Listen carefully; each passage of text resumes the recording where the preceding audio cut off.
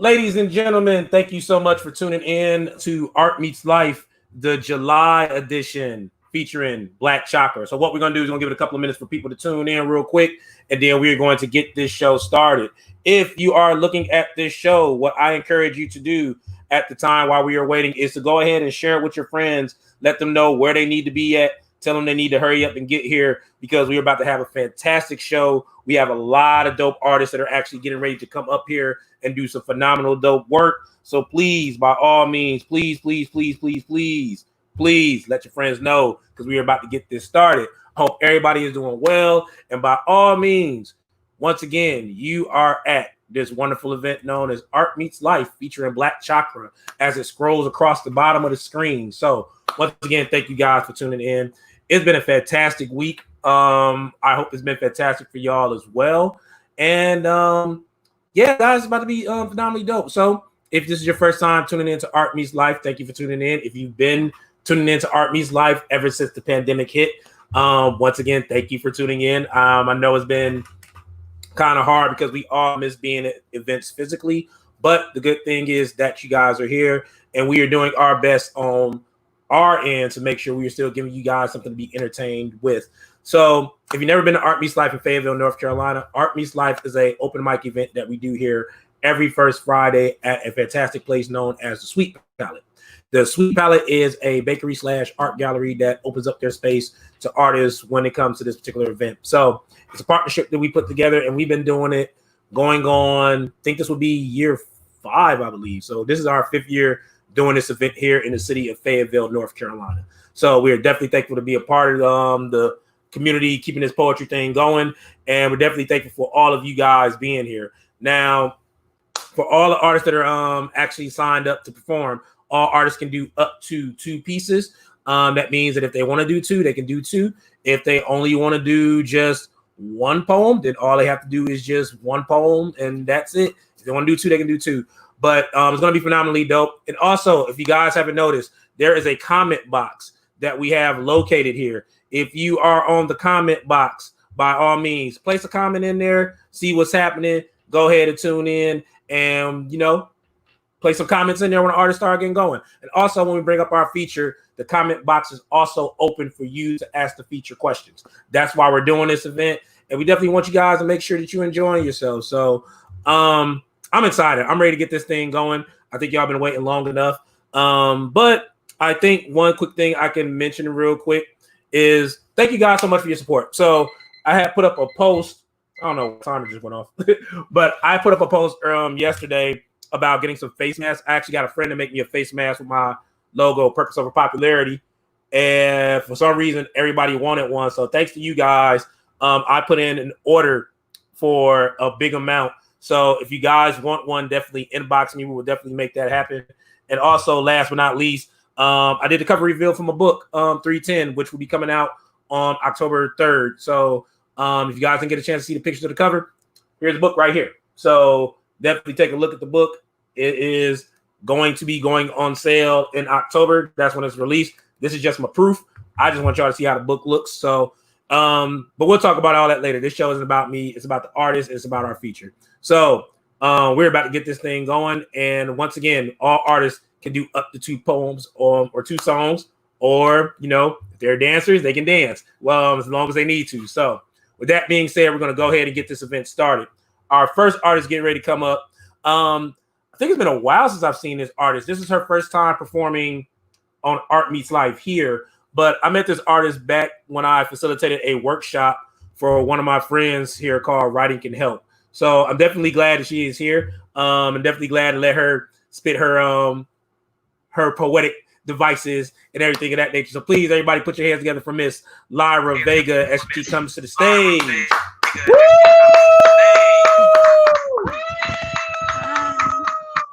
Hey everybody, how you doing? I'm doing good. So how have you been? Found out it's your phone that's giving me the. Is it really? What do I need to change? It's perfectly fine, but I've been. No, you're fine. You're fine. You're fine. I'm just gonna speak very I do spiritual. slow I'll make it so spiritual. I can hear myself. Oh, you're fine. So, like I said, you can How do about up to now? 2 poems. You're fine. You're don't worry about nothing. When I get off, you're perfectly Okay. fine. But at this point, I'm going to get off of the screen, and the mic is now yours.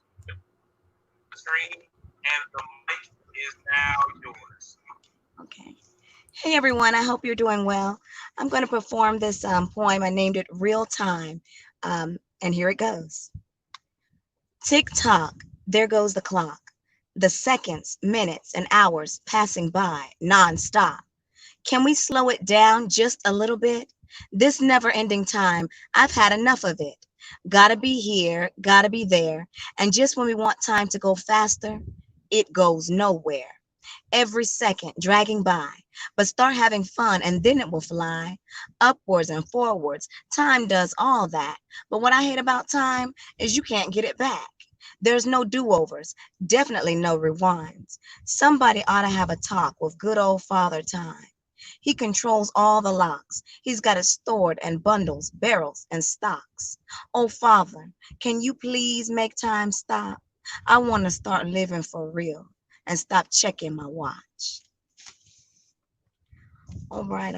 And that was Real Time. I thank you. The next one I have here is entitled Hope. Here it goes. Hope, however small, however large, hope is a redefined sign of faith. Hope keeps one hanging, holding on, fighting the good fight and remaining strong. Hope saves the wicked and feeds the poor. It keeps multiplying, yet never takes score. I hope till I can't hope anymore. Hope is nameless and faceless. It should have no bounds. Hope, oh beautiful hope, has no shape, corners, nor curves. One must keep hoping if they have the nerve. Hope, I say hope never fades. We should take off more often and have hope parades, minus the colorful floats and such. Each day isn't promised, and yet every day you stay. So I hope, wish, pray that we last. Hope slowly, hope thoroughly, and let all doubts become a thing of the past. Thank you.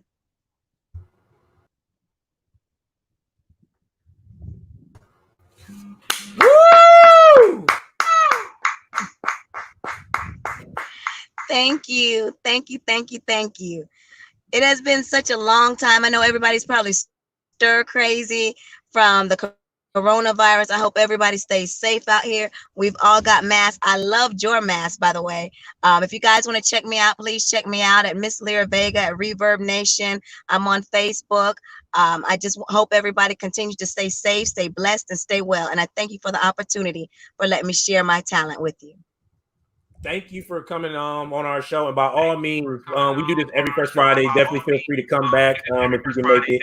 Hopefully, when the world opens back up, we'll be able to do this physically again. But I know, right? That's exactly right. Thank you and bless you. Bless everyone. All right. Thank you. Take care.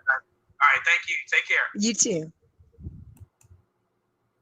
All right, guys. Once again, that was Miss Lyra Speaks, or she had a whole bunch of stuff. So you got Lyra Vega. I got Lyra Speaks. That's what I got when she emailed me. But I mess up from time to time, but we got it all together, and we're gonna keep it moving. So our next artist getting ready to come up to this mic. Y'all known this brother for a minute. He is definitely one of the biggest supporters here in Fayetteville, across the world, across the country. The brother is very spiritual. I'm glad to know a person like him, and he does so much dope work for the community. I'm gonna let him talk about himself as always, because the biggest thing when you have platforms, you need to big up yourself. So please put your hands together for the one and only Law Bullock as he comes to the stage. What up? What's going on, brother? You doing all right? Oh yeah, I'm doing good, man. Keeping busy. I see. Must be hot where you at, 'cause I see that ceiling fan is going at 100 miles per hour above your head right now. Oh yeah, I've been mainly on the out about today. I've been mainly all around today, getting stuff done. Ain't nothing wrong with that, brother. Well, I will do what I normally do best after you perform, but as always, the mic is now yours. Appreciate it. How's it going, world? Welcome to Art Meets Life. If no one tells you today, you are loved. I love you. So tonight I'm dropping fresh ink. I've been working on several projects, so tonight both poems are fresh ink. And I hope it reaches somebody. I can't sleep. Nah, I can't sleep.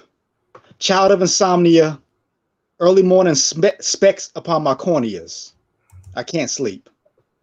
Approaching twilight, burning the lantern upon darkest night, I can't sleep. Hunter, hunter, my mind is lurking upon waves of Kamehamehas. Mentally, I am surfing, wishing that I could just drop a spirit bomb on these titans attacking and hit them with a one punch, man. To open the sight, my peers be lacking.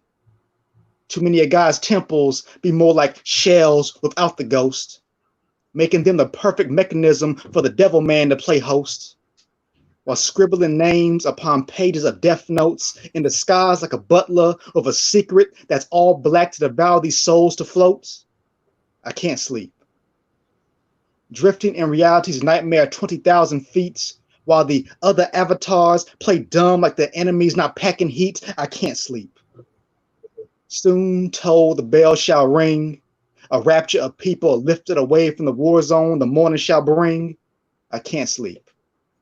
Speaking of war, tongues swing words like swords, speed racing fast lanes to decimate our health, while claiming salvation, yet two faces often contradict themselves. My gear is solid like metal.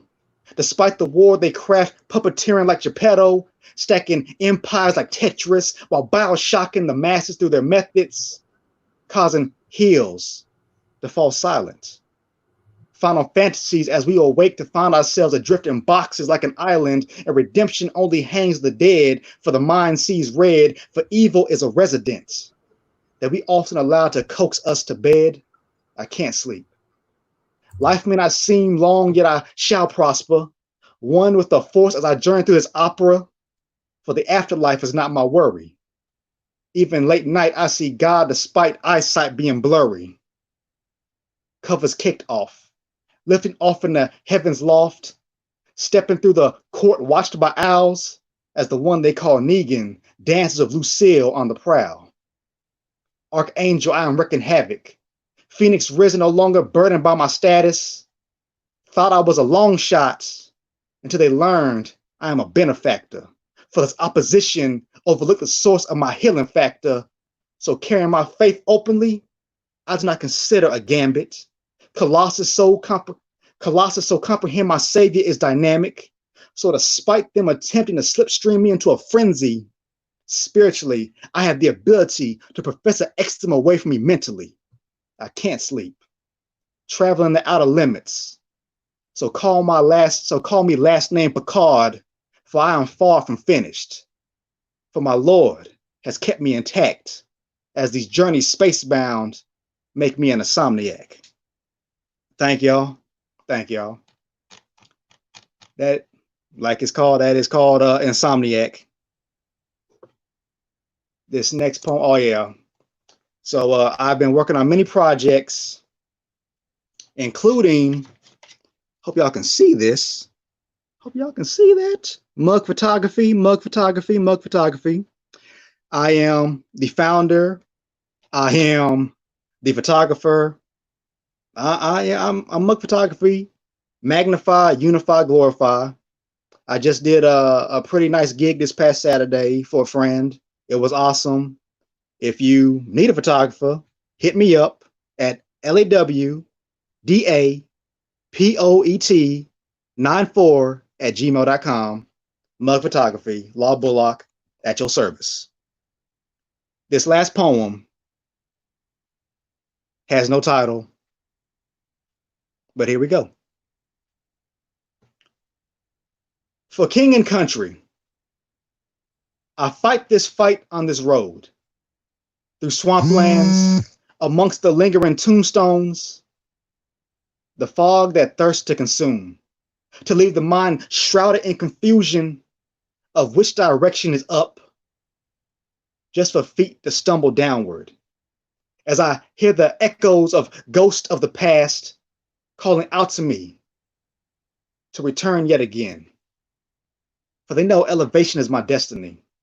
Crabs in barrel, they refuse to let me stay away, lusting to drown me yet again in the cycle they are stuck in, desperately clawing at pants leg to grip ankles, like shackles in dungeon in the prison of minds, on a short leash to keep the host away from sun rays, to refrain from allowing hope to sprout to life, because freedom needs hope to signal salvation, and storm clouds are weaponized to smite it away, well, at least to detour the heart from seeking it out. So the warrior only knows how to fight without purpose, removing prayer from the arsenal, leaving the fighter handicapped in a pit of vipers surrounded by Judas eyes.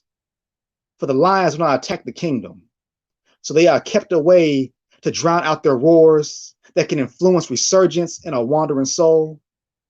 That is why to bury us alive is the mission of the opposition, hoping in a twisted way that we will just give up once merged underneath dirt, that we will just suffocate like the citizens of Pompeii once the ash has settled, leaving only our screams to keep them company in their beds of agony.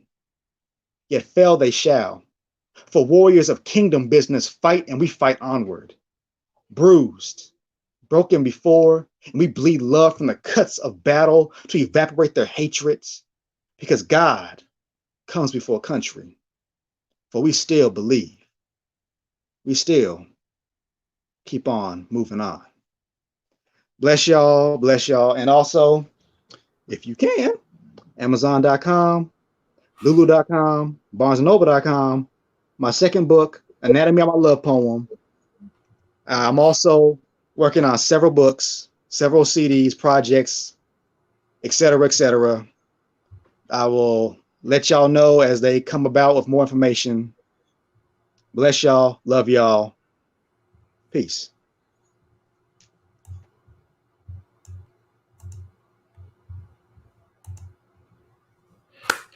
Woo!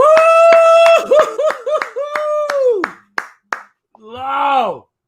Good job, brother. As always, thank you so much for doing what you always do. So, question for you. Yep.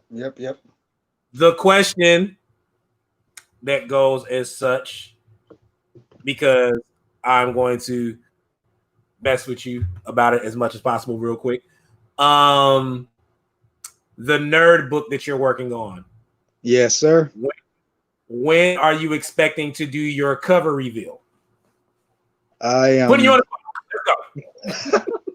I'm praying to do it somewhere around August, because this month is pretty much about getting it all done, the exterior, the interior, and making sure the book cover is good. So prayerfully by the end of August, because I know hopefully the book will drop by end of this year, early next year. Got you. Do you have any other events that you got coming up that you're going to be speaking at, whether it be virtually or anything of that nature, or photography gigs coming up soon? I know that I believe I just locked in before the show started a performance to share next Friday night, a part of DS Will's event called I think it's the mixtape, if I remember. I can't remember. My mind's all over the place right now. But I just locked in a performance for next Friday night. Nice. One more time, man. Tell them where they can find you at. You can find me at Facebook and Instagram, Law Bullock, LAWBULLOCK. And also, I'm dropping haikus for all 31 days of our birthday month, bro. Hey, Leo's in the house. Okay, sorry, my fault. Yeah. But yeah, definitely, bro. Thank you so much for sharing. I appreciate you, brother. And we're going to link up soon. Oh, yes. Peace. All right, bro. Yep. Take care. Once again, that is Law Bullock. And because since we're talking about birthdays, I have to give a special shout out to my oldest boy, Isaiah Lamar. That's actually my son, my oldest son. He actually turned 20 today. He had a good talk and everything. I'm so proud of that boy. If I put a picture up for you, I would. But this ain't about me. It's about the show. But I want to give a shout out to my son. so I can show him this all later. So your next artist getting ready to perform for this open mic.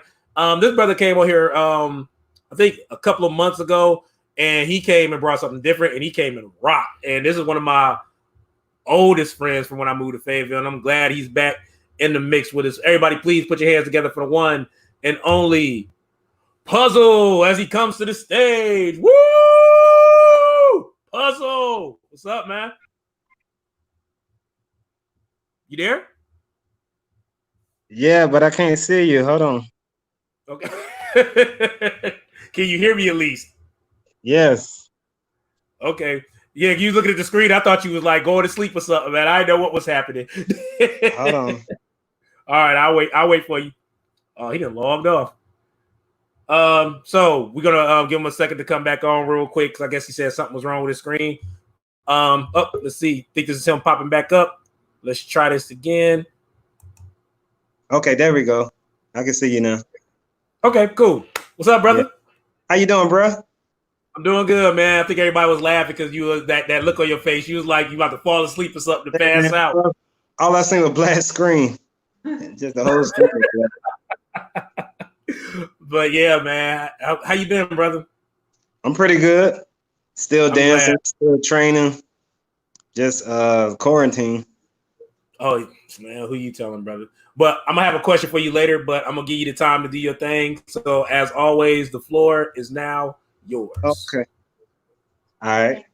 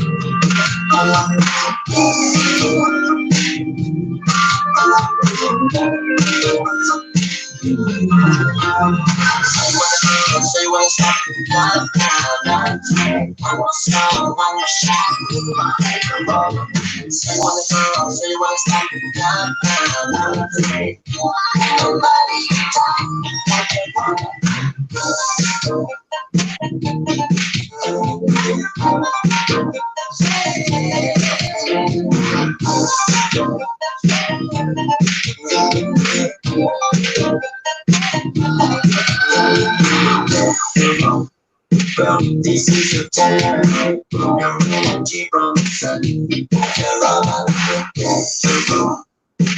This is your time. Your energy from the sun.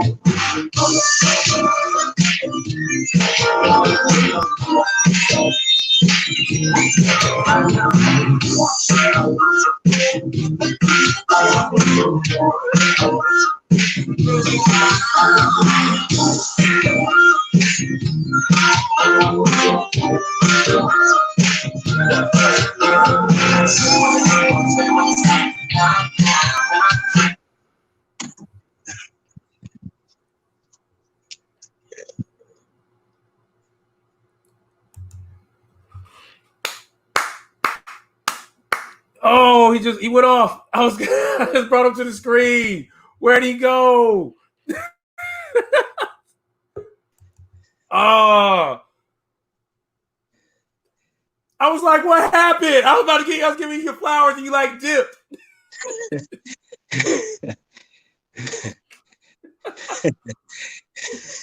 Brother, you was getting it, man. You was getting it. I wish you could have seen all the comments that I was putting up for you because they was telling you to pop, lock, and drop it. They said man. thing, and I want to put up other comments, but people putting up emojis and I can't share them with my streaming site that I'm using. Yeah, But you good. you always do the damn thing, bro. Like I don't gotta tell you that. You always do the damn thing. You've been doing the damn thing for me, bro. So are you doing any virtual classes right now with everything still happening because of COVID, or are you looking to try to start something up in the meantime? Kind of both. I got certain individuals that hit me up and I do private lessons with them, but I haven't really opened up a broad class for everybody yet. Okay, got you, bro. Yeah. I would ask you more questions, but you need some water, some Powerade, something. So I'm gonna let you get your rest. But real quick, where can everybody find you at, brother, if they want to hit you up or check out some of your video clips you got? All right, you can follow me on Instagram at Kelvin, KELVIN _green 2002. All right, brother. Get you some rest, bro. Go ahead and get you a nice good shower and relax. And I'm gonna hit you up soon, brother. We got a project we gotta work on soon. I gotta hit you up about that. Thank you. Y'all be good. Peace. All right, brother. You take care. All right. Peace. That was Kelvin Green, aka Puzzle, one of my closest friends. The boy bad.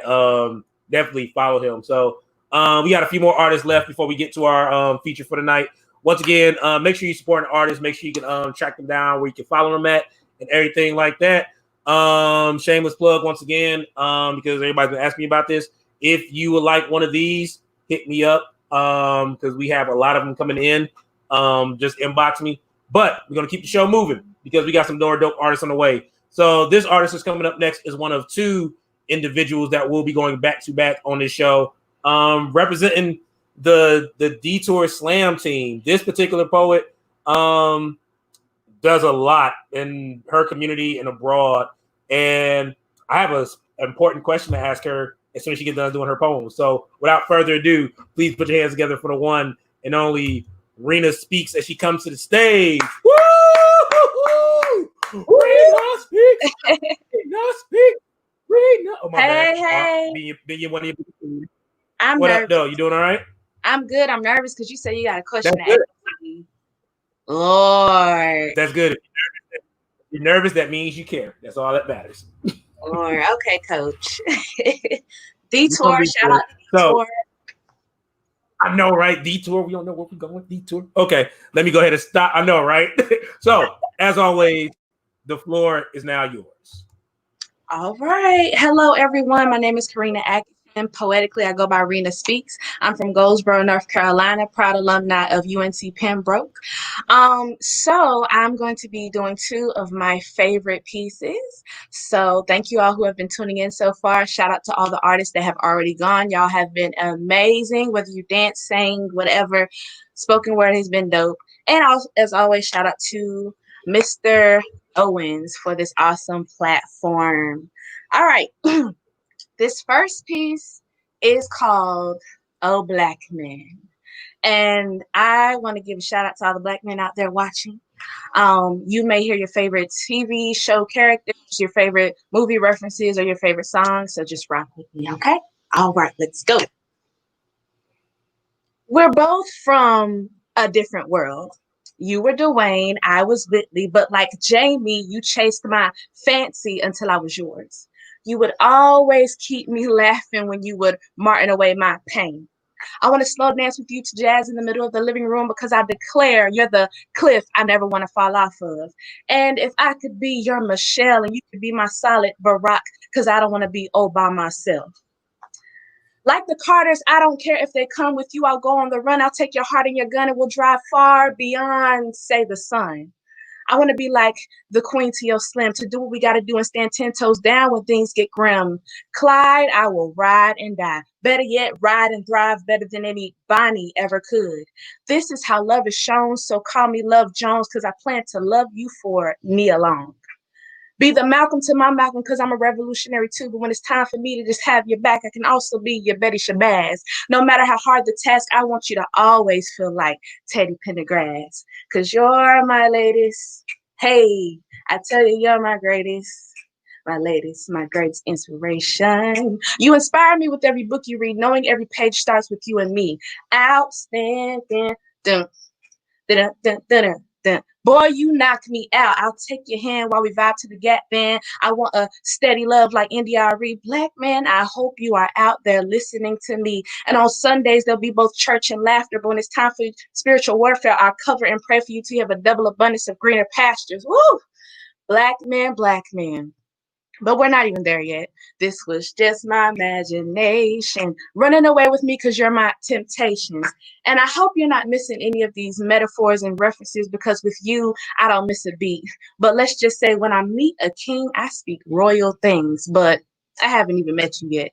Matter of fact, I don't even know who this is for. But just know this, the energy you gonna get. Thank you. That was the first piece. Oh, black man. Woo. For the next one, I'm going to take my time with this one. And I'm doing this purposely in tribute because tomorrow is the 4th of July. Also, what I like to call Juneteenth 2.0. All right. You catch my drift. All right. Follow me on this journey. Welcome. We hope you enjoyed your flight into our land. This is green grass, white picket fences, and dream homes. Also, tune into tiny homes where you'll see people live in tiny homes for fun. Where there's people out on the street who don't have one. This is taking pills for every illness, but not having compassion for those who now have a taking pills illness. Please make yourself at home. This is popularity and celebrity who have enough for themselves, but not your child's GoFundMe. This is having an education lottery, but our schools couldn't even afford a class on pottery. This is I have just as many jobs as I have kids because they need to eat and we need to live. This is higher incarceration rates than graduation rates. This is still buying albums full of songs that scream terror, but we tuned it out like we did R. Kelly's errors. This is opioid crisis as if the crack epidemic didn't exist. This is mass shootings by kids. This is build new housing with no affordable housing. This is forgive everyone else but Vic for dog fighting. This is get mad at not standing for the flag. This is I have more than you, so I brag. This is, let's see, what else is this? This is also Carolina Blue Skies. This is Kentucky Fried. This is Harlem Gentrified. This is being shot and unarmed and cops going free. This land was made for you and me. This is my 600-pound life. This is me eating democracy's lies. We hope you enjoyed your flight. Right this way. Watch your step. Here lies a homeless veteran, an oxymoron. But to us, he's a moron. I stopped and asked, didn't you fight for your freedom not to be on the sidewalk? He said, no, it turns out I fought for more war talk. This is poverty. But only third world countries have slums. This is the beat of Flint, Michigan's drum. This is stars and stripes, rights and fights, quarter pills for blood spills, travel bans, and fashion brands. This. Welcome to my land. This is America. That's it. Woo-hoo! Yes, yes, yes. Perfect poem, by the way. Perfect poem to end Oh, your thank set. you. God bless America. So, your question. By all means, this question is not a bad question. You have nothing to be nervous about. Okay. You had a project that you was working on that you were meant to release, a docuseries. Tell us about that, or documentary thing. Tell us about it. Okay. All right. Thank you for asking that question. I've actually been holding that in. So, originally there was some frustrations I had in life pertaining to love. So I decided to, and since I was releasing it poetically, I was going to, I had decided one day after I was about to release a freestyle called Frustrated. I said, you know what? I should take everything, compile it into a thing. And my imagination always goes all the time. And I said, you know what? I'm going to do a film, like a poetic documentary.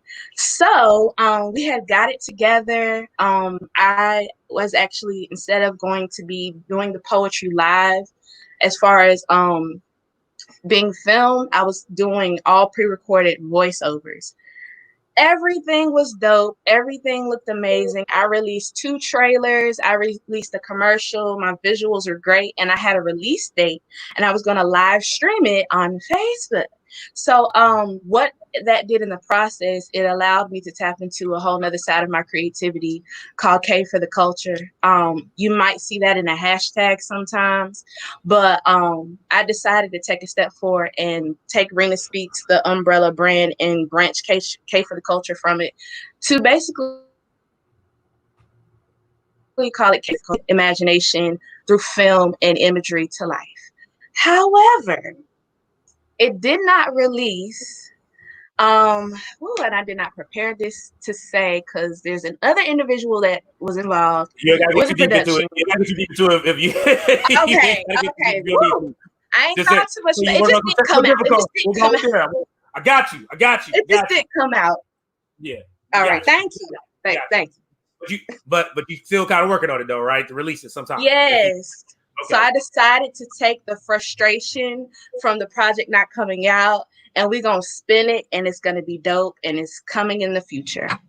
Got you. I got you. I saw where it was headed. I had to like. Yeah.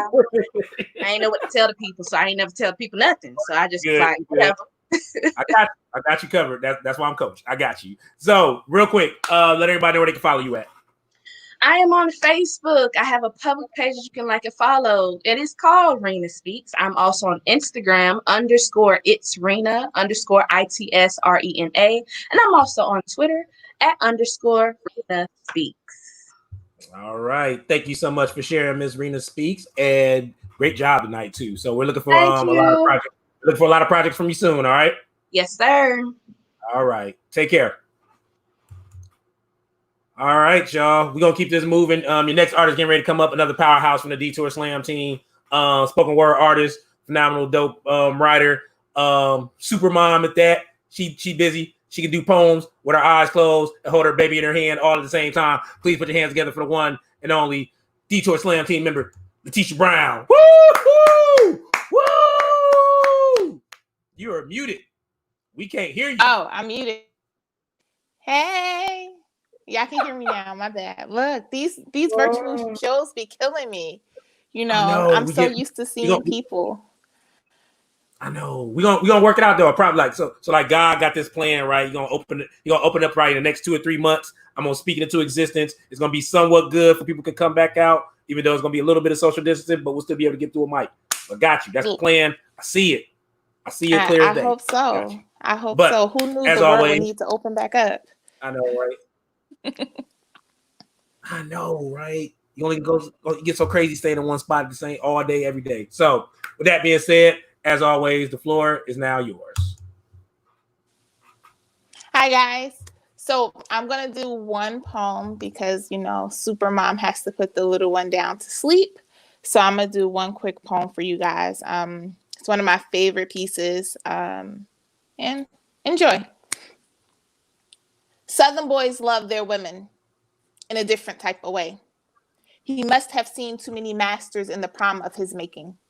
Fertilized and carried in the belly of the middle passage puberty of Southern boys was defined by abuse, so he reenacts the master's abuse, whips, and lashes as justification of his manhood. Now, ain't he out his cotton picking mind? This man came from cotton fields and plantations, a time where the white man's shoes was the only thing he could look up to because the eyes of the black and white man could never meet. Since Southern boy comes to city and must fight for his manhood back. He abuses so many substances, smokes pipes for dreams, and after rehab, he relapsed. He didn't know how dope he was until he overdosed, and he beats his first wife into divorce before his first 3 kids turn 18. They never knew their father well enough, so they are envious of his last 2 offspring. He relapses back to smoking pipes for dreams. Thought he could make a career out of driving the white man buses, but backseat driving will never be the same, because didn't they say get your ass to the back of the bus? Southern boy lashes out and beats his second wife into submission. She bearing a runaway son and a daughter who looks so much like me. See, master would know how to handle his runaway slaves, but my father does not know how to love his runaway son. Master be ready to sell his prized daughter of a possession to the best man paying. He beats women into the delusions of white weddings and maternity and teaches them that when you are on your knees, bed sheets will feel so much like cotton you can pick as much as you can. See, Southern boys love their women in a different type of way. They beat the black off them into the white meat show, confusing the white meat for white masters. So Southern boy continues to beat white meat until it turns to black asses, until black and blues turn into black skin. Black and blues must have been my mother's favorite colors. She wore them well like skin, shedding tears like a snake. Her mother only taught her about the birds and bees. She must have forgotten about the Southern boys that will be lurking in the forest and the trees. The city man had the patience of a pull-pin grenade in the middle of a war zone.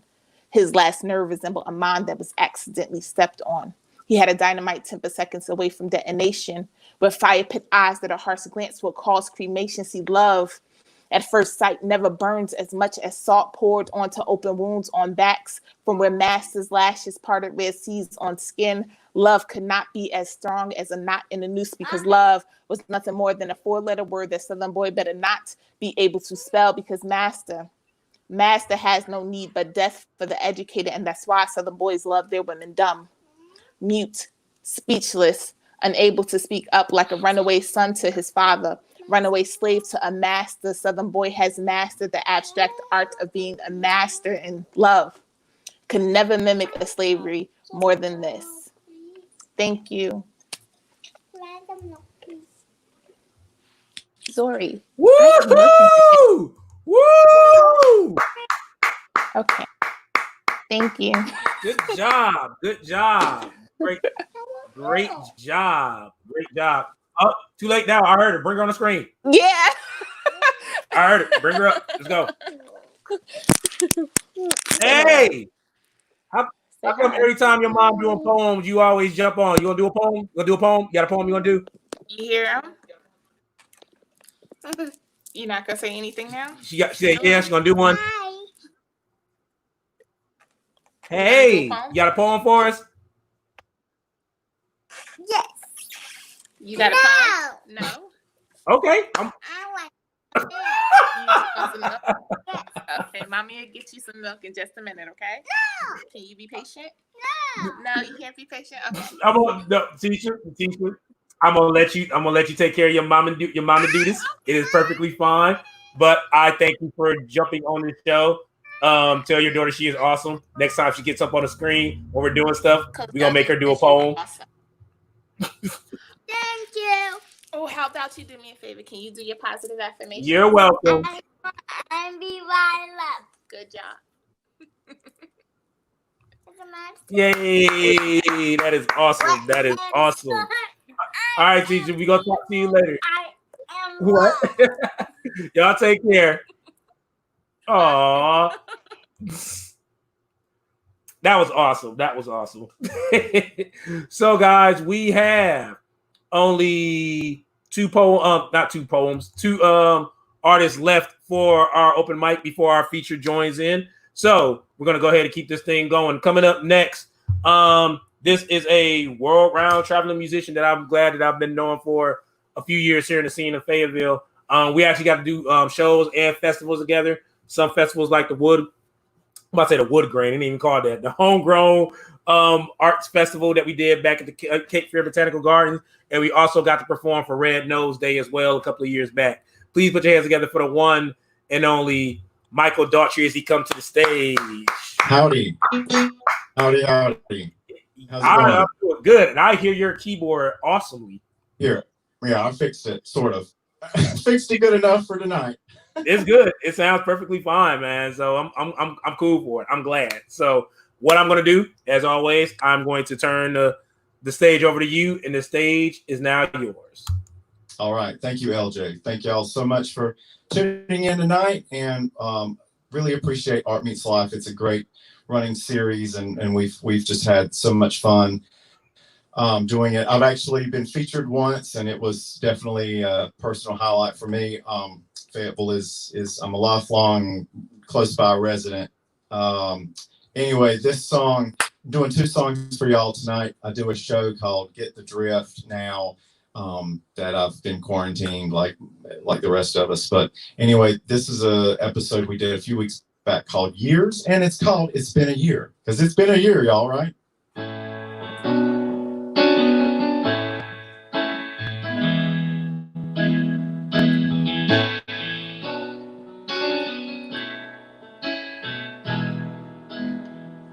It's been a year when the drift is getting closer. It's been a year when the time is getting slower. It's been a year, but you're burning on my shoulders. 'Cause it ain't even highway over.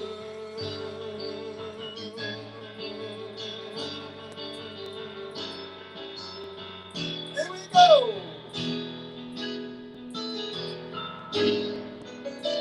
Whoa, whoa, whoa.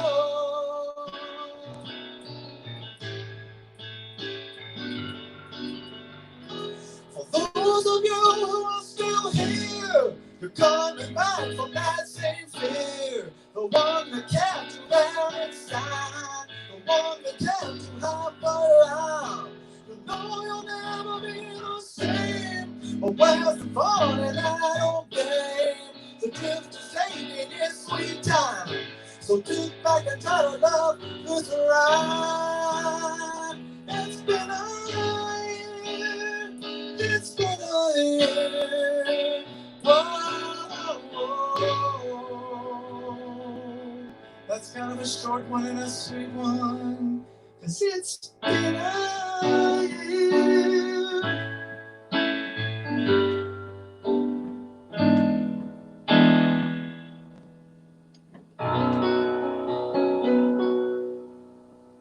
All right, thanks so much, y'all. Got one more for you. This is a new one. So we did an episode called Candy, which was fun. I got to do Cameo's Candy. That was one of LJ's submissions, by the way, and it was a struggle. I'll tell you. That Blackman dude, that the songwriter, it was him and Tommy Jenkins who wrote Candy from Cameo back in the 80s. It's a hard one to pull off. So anyway, but this is a Candy related song that I wrote, and it's called It's Just Like Candy. So hope y'all enjoy it.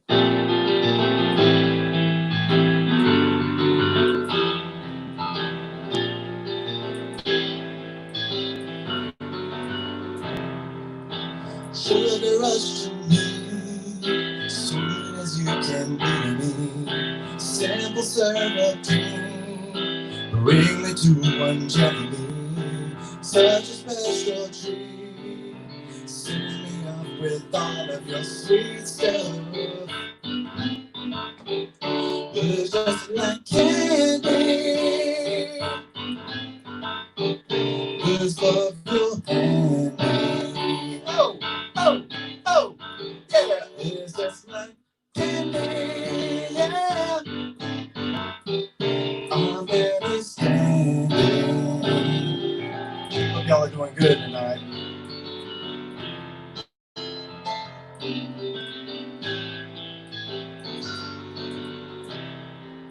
Sugar, spin your hair, spin me out of this easy chair. Show me how you care. Know that this is more than a cheap buzz. Yeah, you know it. Oh, it's just like candy. Just love your handy. Yeah. Oh, all right now, come on. It's just like candy. Yeah. Just love your handy.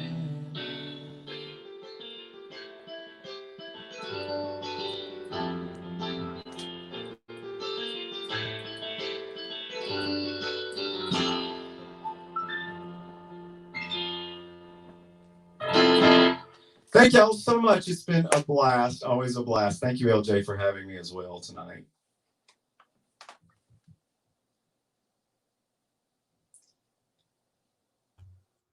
I've got to unmute myself. Woo! I'm like, I don't hear it either. I'm having a trouble and problems, or you are. Nah, I'm always having you just saw me problems. just doing like this. Like you don't know what's going on. You don't know what's going on because I ain't making any noise. So it's tough. Oh my gosh, it's tough. It's tough. One man shows. Oh man, it's crazy. So it's been. So let me ask you this question, because you can relate to this because you do an ongoing show as well. Yes. On social media, how's it been? Do you find it beneficial to host the virtual shows for the time that we're so okay? Let me rephrase the question because you've been doing so well with the virtual show. Do you see yourself keeping it going once everything kind of opens back up in some way, shape, or form? That's a brilliant question, actually, LJ, because I think much like the way things have happened the past few months on many levels, nothing's going to be the same, right? I mean, we can't have, we as artists, the world, I mean, we are influenced by the world. But I will say I'm ready to get back to live playing. I'm ready to get back to live performing. But things are going to be different because there has been a reaction to what I've done on the show the past few months. That's definitely influenced. It's going to add things to our stage show, but I'm going to keep the weekly thing going too in some way, shape, or form. We're just going to keep rolling and juggling as much as we can, as much as we artists, and living the lifers, as I like to call it, the ones who are in it for the long haul. We're going to do what we have to do. So things are going to be different, but at the same time, some things will get back. Just waiting on that vaccine. Yeah. We should. Hey, we go. We should get together and find a way to do a open discussion on Facebook through whatever restream, whoever wants to host it, whatever, and like actually have a talk with like certain artist mediums and talk about how life is going to be after COVID. Because as much as we think everything's going to be the same when we go back, it's not. So we have to literally talk about those things and how we're going to definitely change from there.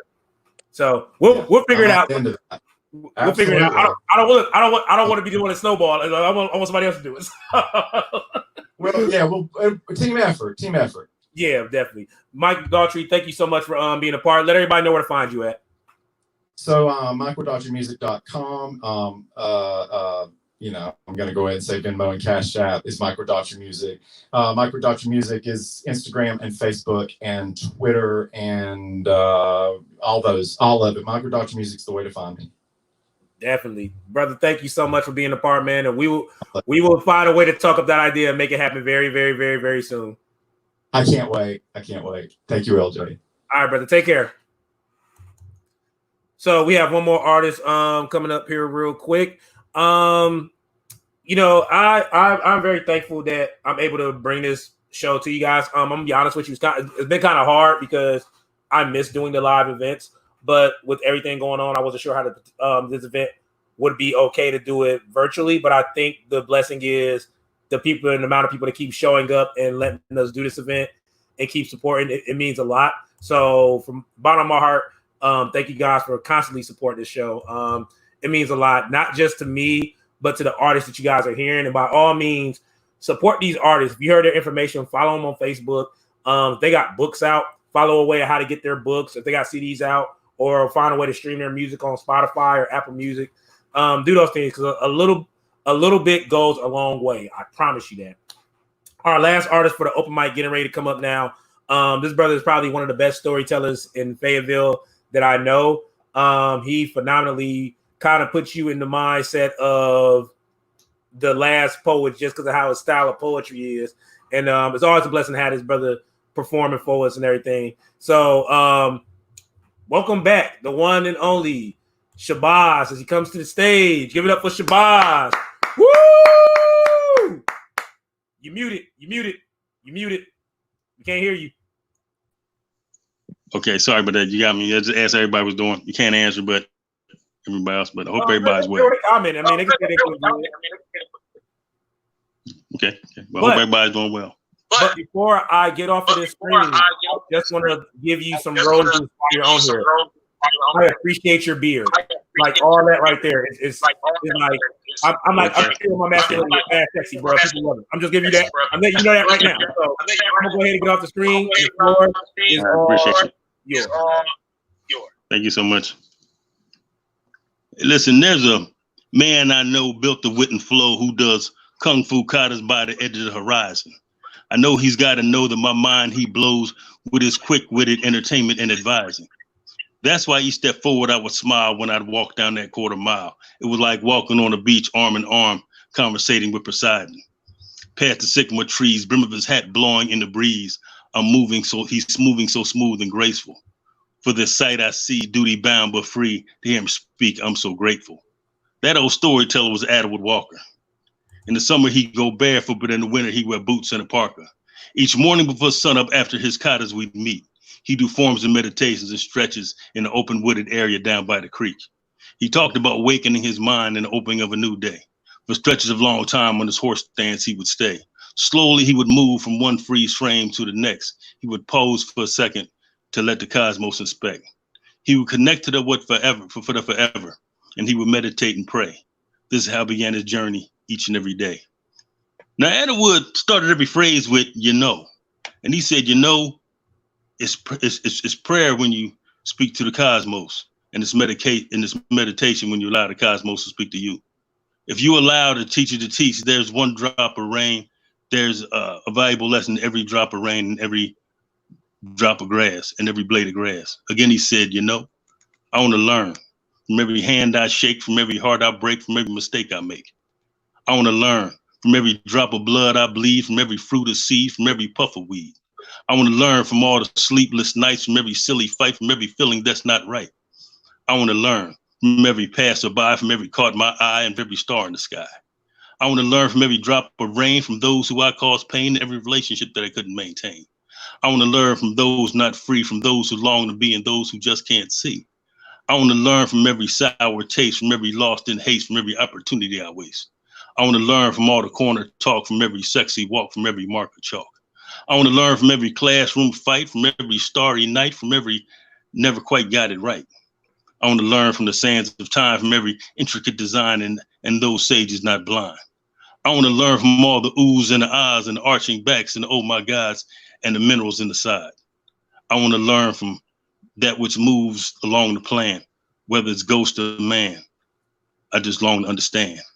He said, I want to learn. And he walked away. That was Atwood Walker. Thank you. Oh, y'all good, my fault. Y'all trying to keep it good. Real quick, brother, where can everybody find you? I know you kind of dip in and out of social media, so anybody wants to anything virtually or track you down. Well, you can find me in my skin because I'm digging the skin I'm in. And if you're digging the skin I'm in, I'm with you. So we together. All right. My name is Shabazz. I'm on Facebook. You know, I'm not really doing a lot right now. I'm trying to write. I'm really focused on writing right now. So I'm not engaged in a lot in other things. All right, brother. I love you, man. I'm so glad you hit me up and I was. I love you too, man. I appreciate so much what you do.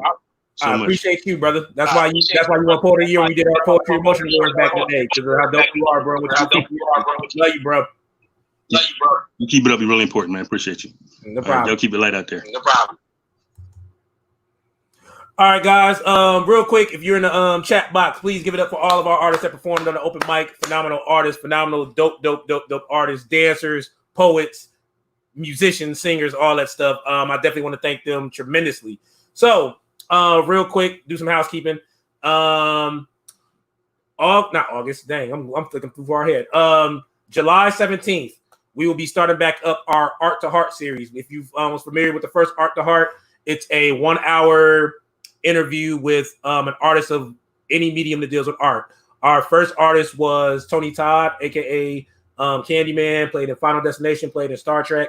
Our next artist is going to be a phenomenal poet, activist for Black Lives Matter and HIV awareness, and also phenomenal painter who used to stay in Fayetteville, North Carolina, but she now stays in Clarksville, Tennessee. who goes by the name of Stephanie Tough Love Brown.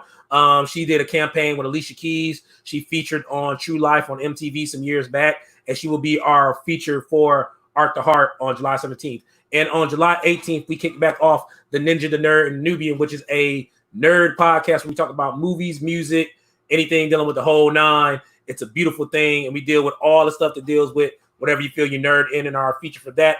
And part of our guest panelists will be Dennis Amadeus from Tampa, Florida. So we got a lot coming up. We got a lot cooking. We got a lot in the works from now up until September. I want to tell you all the stuff we got, but I gotta keep y'all on the back burner. So now, without further ado, I will give you the whole introduction I plan on giving this brother. But right now, we're just going to go into the Q&A with this brother. This is your guest feature for the night. Fantastic brother. Fantastic artist. And I'm trying not to give him the introduction that I normally give all artists. I'm trying to like beat around the bush. But your feature right now for the Q&A before you be the feature for your whole event, give it up for Black Chakra as he comes to the stage. Woo! My father's birthday's tomorrow. Oh, happy birthday. Move to the side, Pop. Damn to US. Nice. Love it. These people are insane. It's fine. It's fine. My oldest son's birthday was today, so I mean, I get it. How you holding up, brother? I am doing good. I need to get a haircut. If you can see, bro, you feel me? Like I'm looking like a homeless werewolf out here, but other than that, you feel that's why I'm doing the feature with the hat on, bro. You feel me? Can't let niggas see. Oh, bro. Like real talk. Like if I give you an episode when I did this with Blues, I wore a hat the whole time because I had like a whole baby fro, bro. It was bad. But you are here to feature, and like I was telling you before, we can do a Q&A before we let you get to your feature set. So the first question before we get to the real questions are icebreaker questions. After we do the icebreaker questions, then we'll get into some of the serious stuff. Sounds good? Sounds good. All right. So icebreaker question number 1 for Black Chakra. What is your favorite word and why? My favorite word is masturbation. Specifically because whenever it's said, it causes a moment of silence and everybody listens. And I think a word that can do that is very powerful. I'm pretty sure it probably caused some silence in the comments, but that's fine. We'll see some stuff up in a minute, and that's perfectly fine. I love it. So, what's your least favorite word and why? My least favorite word is patriotism because I think it's an awful synonym for murder. Real quick, can you elaborate on that? Because I've never heard someone say that with patriotism. And me being a vet, I agree with you. But I just want to hear you elaborate on that. So many people in the history of that word specifically have used it to justify genocide or racism or hatred and horror. And like people are always like, oh, he's a patriot. I remember a white student years ago had a picture of the American Sniper guy. And it said, this person dies, no one cares. Whitney Houston dies, everyone cares. This country sucks. And I was like, that's a terrible thing to say. I was like, she inspired millions of people. She's like, yeah, he was a patriot. I'm like, so is Tom Brady. Like the fuck. But the idea of patriotism being so, it's cult-like. It's like, it's such a powerful thing that, we need to worship it to the point where nothing we do under it is bad. I'm like, oh, that's a bad synonym for murder. Like, I don't like it. Like, no, don't do that. Don't use patriotism to explain your hate. I was supposed to write a patriotism poem. I never did. You just reminded me to do that. I do what I can. So I kind of think I know probably what the answer would be, but it's probably so many because it's you and your mind's very complex like that. But what profession other than your own would you like to attempt and why? So this is interesting because usually the answer would be pro wrestling, but I already did pro wrestling. So like to attempt, I would love to act, but not like on some like dramatic acting shit. Like, not that I can't, but I would love to be like the dumbass friend in some romantic comedy. Like, bro, you bet, like, the black friend and stuff like that, who's like, nigga, you really gonna date her? Ew. Like, or I want to play like an over the top supervillain and an over the top, like a dream for me would be like getting casted in a sequel to Mad Max to go against Tom Hardy and be like Tina Turner's son. That would be my character, and I'm coming after him. I would do the Australian accent. I'd be so over the top. It'd be so amazing. I would get in shape. I'd fight Tom Hardy. It'd be great. Like I want to be in like a nerd movie, like so bad. I wouldn't mind even being like the person on the street that's Spider-Man. I would love to be that guy. I would love to be that guy. It's funny. I got one of my friends who I've done that used to be deep in poetry in North Carolina. He ended up stopping poetry and ended up doing acting. He actually in Iron Man 3 when they're on the airplane when the guy was in the Iron Patriot suit, the black guy was like doing it to the phone. That's him, and he's been doing like bits in movies ever since then. Like that's a lot. So yeah, so it could definitely happen. So that dream could definitely happen, bro. Last icebreaker question: if you believe heaven exists, what would you like to hear God say to you when you arrive at the pearly gates? That wasn't bad, nigga. That wasn't bad. God said that, I'd be crazy. He'd be like, I see what you did there. I'd be like, crazy. Nice, brother. So let's go ahead and get to it, brother. Black Chakra. Tell us about you. Tell us where you're from. I am from my dad's sperm. It was a very hard journey. I had to beat a lot of eggs, a lot of other sperms to get to that egg. But, you know, I'm a winner. You feel me? I did what I had to. But no, I'm from Baltimore, Maryland. Anybody from here who's actually from Baltimore will never tell you they're from Maryland first. As a matter of fact, I always say Baltimore, Maryland to be cordial. I'm from Baltimore. Any nigga you meet say they from, I'm from Maryland. They ain't my peoples. They ain't my people. I'm from Maryland. You from Maryland? Oh, get the fuck out of my face. But yeah, I'm from Baltimore, Maryland, born and raised, and on the comic book shop is where I spent most of my days. Really, the DVD store. But that being said, like, yeah, West Baltimore specifically, there's a difference. You gotta be careful when you come up here. Like West Baltimore niggas, they'll when they about to fight you, they got stripped. Like they gotta take their whole clothes off. It's real weird. It's real weird. It's like, nigga, you know, it's 20 degrees outside. Put your jacket on and fuck. While a East Baltimore nigga, he keep all his clothes on, his chains, everything. But you just not gonna take nothing off. It's real crazy. And South Baltimore niggas don't fight, they shoot. South Baltimore is a very, very terrifying place. But no, like I'm from here. This is where I learned spoken word poetry from many mentors. Many poets in the city took the time to mentor me and teach me the art form and how to do it. And hip hop is just something I've been cultivating since I was a youth. So I got two questions. Could you definitely segue into like one of them? But I want to start with the first one first. What got you? Which one did you get inspired by first? Hip hop or poetry, spoken word? Oh, hip hop, definitely. Hip hop, definitely. Yeah. So I'm a nerd, bro. You feel me? Always have been. You know. Oh yeah. Wasn't quite sure that's what I was because, you know, as a kid, you're not a nerd because nerds are into all the things that kids are into. I didn't realize I was a nerd until I got older, and I was still into pro wrestling and watching movies. And I mean, you can catch me on a late night just watching hours of YouTube videos on how to make this, and I'm the making of movies and shit like that. So I've been a nerd my whole life, and I wanted to be cool, bro. Like I just to keep it as honest as possible. I wanted to be cool so bad, but I didn't. Nigga, I'm about as cool as a breeze in hell. You know what I'm saying? Like I'm not cool. So hip hop, Snoop Dogg was my first favorite rapper.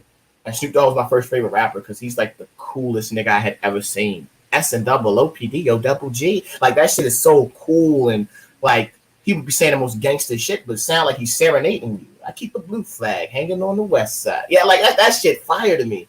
And so I used to look at him like I used to have Dickie outfits. It was really bad, bro. It was really bad. I was dressing like a character from Baby Boy. It was really bad. It was really bad, bro. I look back at some of them pictures. I tell my mom, like, if you don't burn this shit, she was like, you used to beg me for them Dickie outfits. I'm like, I'm begging you to burn these shits now. Do a nigga a favor. Ugh.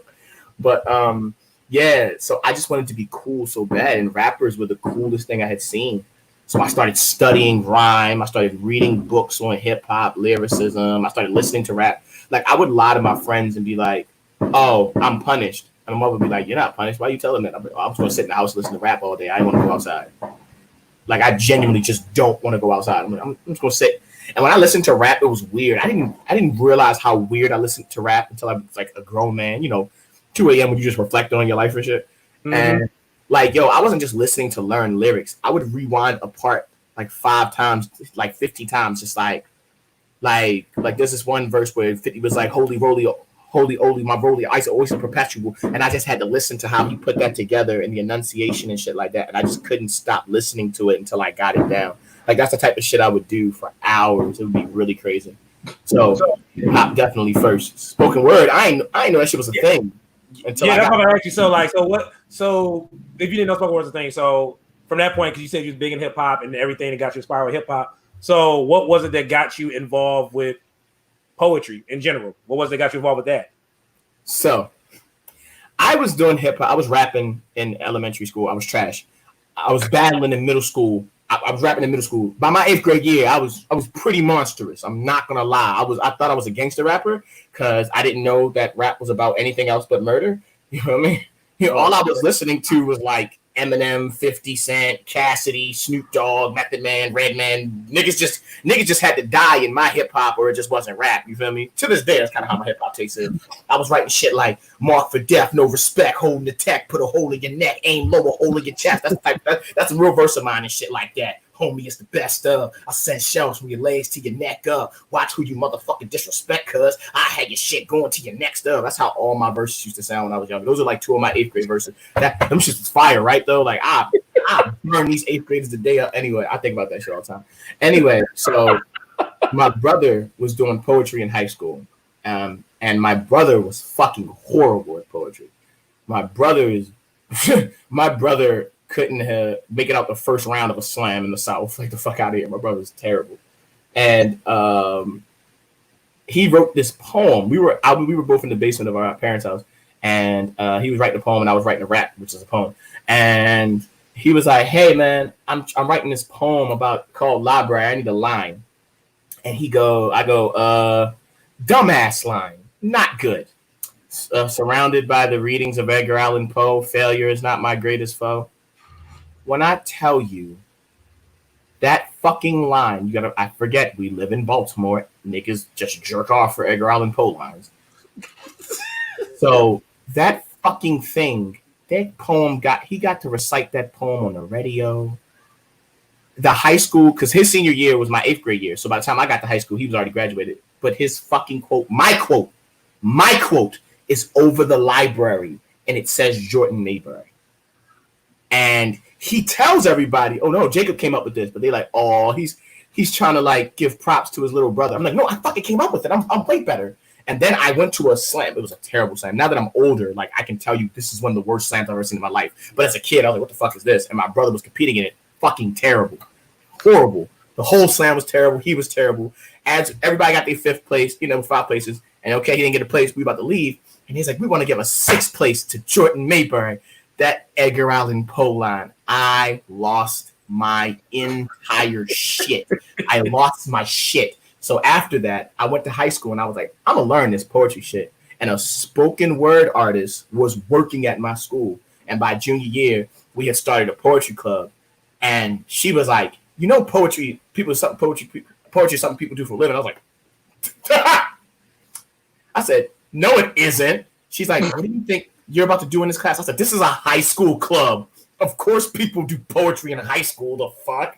No one gets paid to do this shit. She was like, adults do it. What do you think I am? I said, yeah, you're just a weirdo.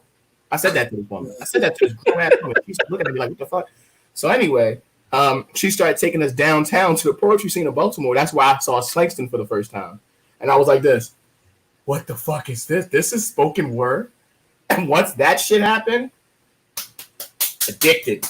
Oh, man, because I saw a lot of poets that night. I was like, man, these people are really good. I saw Slangston. I was like, he sound like an alien from the tribe of Wu-Tang. Like, what the fuck is this? I didn't know poetry could sound like that. And once I learned that poetry could sound like that, I said, oh, I'm gonna do this shit. Hip hop. And I still rap, and I still spent years rapping, but poetry is home, man. Spoken word. You can't hide nothing. You get on stage with a beat. Hold on 1 second. Ma! It's 9:16. I think the potato skins are done. Anyway. Yeah, like, you fucking you can go to a hip hop show, a nigga be on a beat just lying. You feel me? Because he can't rap. He got his vocals playing in the background. The beat's good. The producer killed that shit. He whack as fuck. In spoken word, you good or you not. Ain't no faking it. You can say some shit to make the crowd hot or you cannot.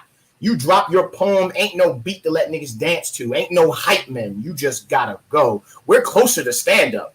Because stand-up, they forget their joke. They're up there with nothing. We drop the poem, we're up there with nothing. Hip-hop, it's like, I like just leaning on the words. I like that. That's what I love about spoken words. Yeah, that's my shit. So, with that being said, you've done a lot with spoken word, like too many things we can even name. But with everything you've done, I have to ask you this question because I ask all the artists questions. Even my friends ask this question with everything that we normally do. What do you feel at this point in your career has been your greatest achievement thus far with your work? My greatest achievement has been the work I have put into the youth. I remember when Brave New Voices came on HBO. It came on right after my senior year, and I was aged out. I was 19, and so by February I was 20, so I couldn't compete. Baltimore did not have a team, and the worst part I think was that I saw that it was in DC that year. That summer of 2008 is when Brave New Voices was in DC. And to know that there was something like that close and that wasn't available to me, even though I had spent like all my high school years doing poetry and stuff like that, that shit hurt me deep. And when working with youth, I put myself and I put my youth in a position where I was like, no, their voices are going to touch the stage. And several of my students have been on the championship youth teams that won Brave New Voices in Baltimore in 2016 and 2018. And that's my biggest achievement, like rewriting my history. Like for me, it was like, yo, I couldn't get that for me, but I'm going to get it for you. And working and teaching and cultivating youth and getting youth to express themselves and say what's on their mind and like tell their truths. Like that's the greatest. Like if I was to go right now, I'd be like, I didn't do everything I wanted to do, but I'm very happy about that. I love it, man. Before I go to the next question, I just want to let you know, like the authenticity is like how you are with this whole interview. I'm loving it. Like, you have no idea. Like everybody is authentic, but the fact that you like calling your mom, letting her know about the skills being done and everything, that it made. I might gotta take these out. Give me 1 second. Go ahead. You said just turn the stove off. Yeah. Pop, you can come get them. Hold on 1 second. I'm sorry. Oh no, you good. You good. Yeah, they're ready. Yeah, Jesus Christ. Black power.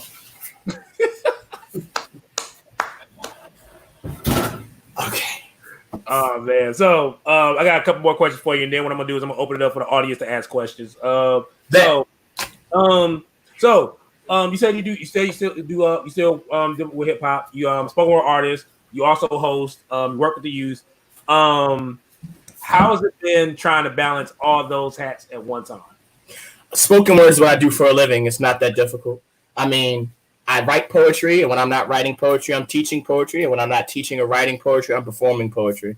I work with a program called Do More Baltimore. What we do is go into juvenile facilities, rec centers, high schools, middle schools, elementary schools, wherever churches, wherever they need a spoken word program or they feel like they have kids who want to express themselves through poetry.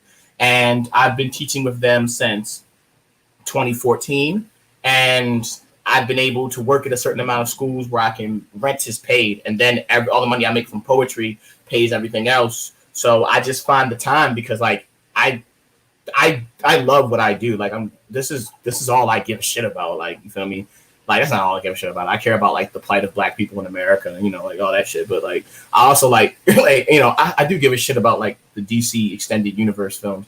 But like spoken word, I care about my daughter. I care about a lot of shit. But spoken word is pretty high on every list of things I care about. So doing it at any capacity, no matter how much it can be or stressful it can be, is great for me. Because I remember when I wasn't doing poetry for a career and I was in pain, like waking up and not doing spoken word or waking up and not like, I never am upset about teaching poetry.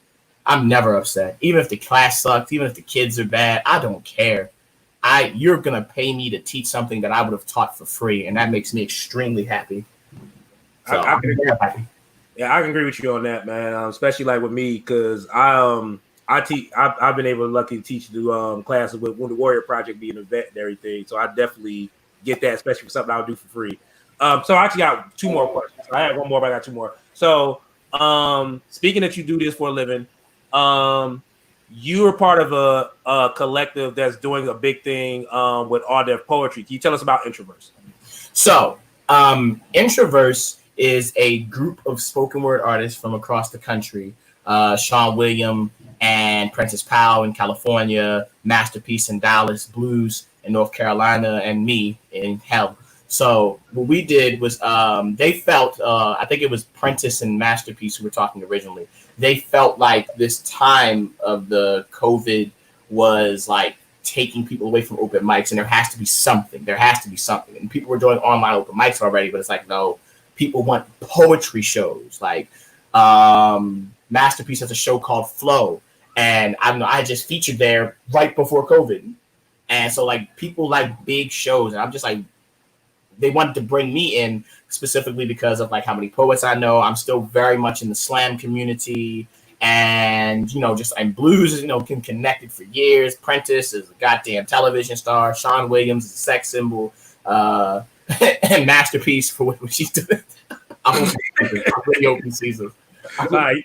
He got mad at me because one time I forgot I went on a rant and just told him how much he looks like a sexy Morgan Freeman. It made him so uncomfortable, but it made me laugh so hard. He's so funny. Like fucking with him is so good to me. Like he's a beautiful man, great poet, amazing poet. Like I liked him before I started working with him.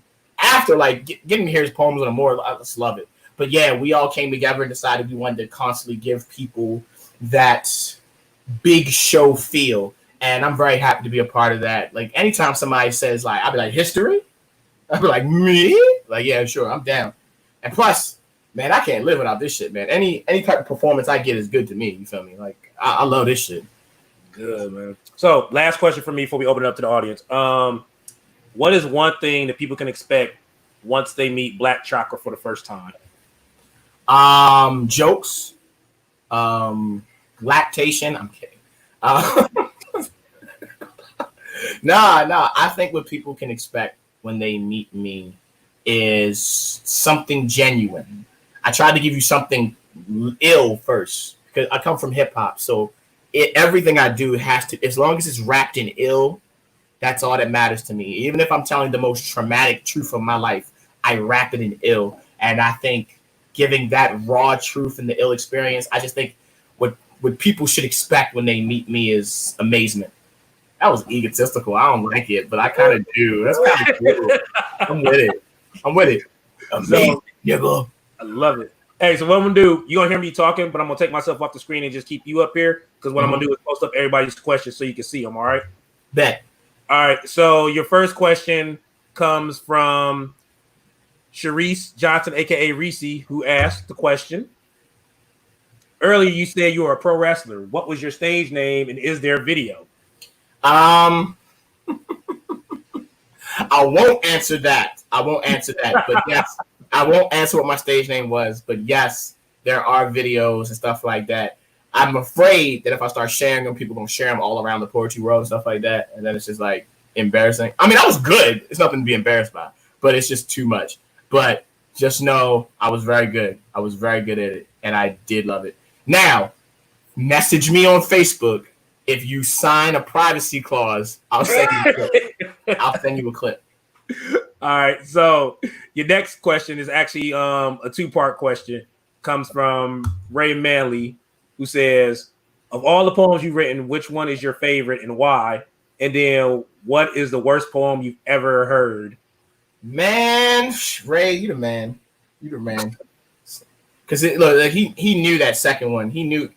So it's hard for me to say my favorite poem. My favorite poem is always the newest one I write. You know what I'm saying? Because I'm like, oh, this is the one. Because it's just I've just become such a better writer. But for me, one of the poems I like spitting the most, every time I perform it, I'm like, yeah, I like that. I was very happy after I wrote it. I guess that would be Bullet Pass. Wow, Bullet Pass is your favorite poem right now, maybe. But yeah, Bullet Pass is my favorite poem because it shows off my liver. It shows off what I just described, like lyricality, subject matter, power. When I perform it, like I go somewhere else. And the worst poem I have ever heard, Lord Christ. Listen, man. Listen, man. I'm gonna say the second worst because we know somebody who did the worst poem I've ever heard, and I'm just not gonna be that. Lejon, you can hit me up in the inbox for the truth. But I'm I'm gonna tell you the second worst poem. Oh my god! Now that I'm thinking, this might be the worst poem I've ever heard. Okay, so there's this guy in DMV. He performs in DC and sometimes Maryland. Hopefully never Maryland. But his name is Sparrow, and Sparrow has a very unorthodox way of doing poems. Let me give you an example of how Sparrow poems go, and this is how every single one of his poems go. My dear,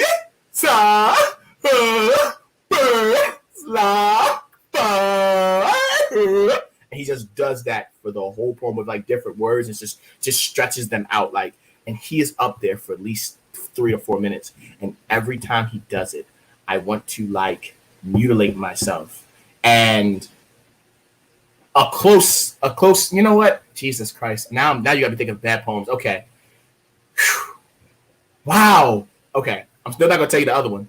But this poem happened at Nationals 2015. The Denver, Colorado team did a poem about fucking tigers. It was like, I want to fuck a tiger on fire. And it was one of the worst fucking poems I've ever heard in my fucking life. And they made it to final stage.